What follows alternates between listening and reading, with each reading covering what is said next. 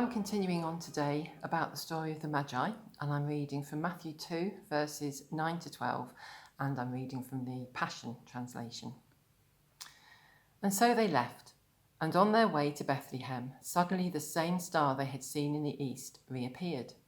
Amazed, they watched as it went ahead of them and stopped directly over the place where the child was.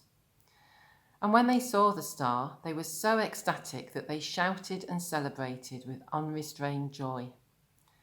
When they came into the stable and saw the young child with Mary, his mother, they were overcome. Falling to the ground at his feet, they worshipped him. Then they opened their treasure boxes full of gifts and presented him with gold, frankincense, and myrrh. Afterwards, they returned to their own country by another route, because God had warned them in a dream not to go back to Herod.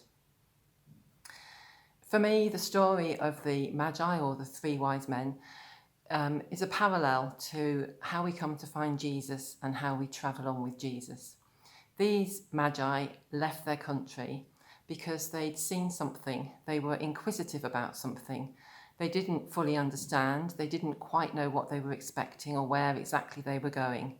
But there was enough of an interest in them to get them moving. And they got to the stable, they saw Jesus, they were amazed, they were ecstatic, they were overjoyed, and they gave their gifts, and then they travelled on. And when we're looking for God, before we become a Christian and we're seeking for him, we ask questions. We don't quite understand what we're looking for, but we know that there's something more. Something has been kindled inside of us. There's a desire to find an answer.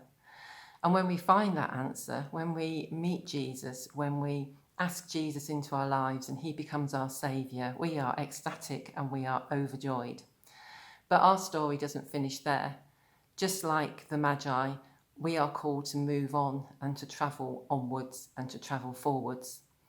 But the difference is that for the Magi, I imagine them years later and people saying, tell us again the story of Bethlehem. And for them, it becomes a memory and something they can talk about and remember.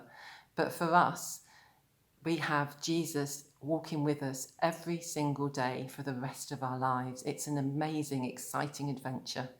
And we are privileged to be able to do that. If the Magi had decided to stay, if they had wanted to keep the experience going, they would have been very disappointed because very quickly that same stable would have been empty. I won't spoil the rest of the story, but that stable becomes just a barn, just being used for what it always had been. And again, for us in our walk with Jesus, if we ever get to the point where we feel things have gone empty or stale, the likelihood is that we've stopped, that Jesus is urging us onwards and pressing us onwards with him, and we've chosen to settle. So I'd encourage you today, live an adventure, have an exciting life with our amazing God.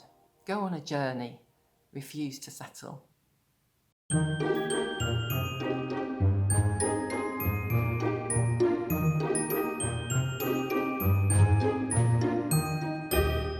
If you've been at all intrigued or interested by anything that you've just seen or heard, you might be interested to know that we're running an online Alpha course starting in January. An Alpha course is a series of films and then discussion where we look at the Christian faith and what it means. So if you'd love to come along, we'd love to see you.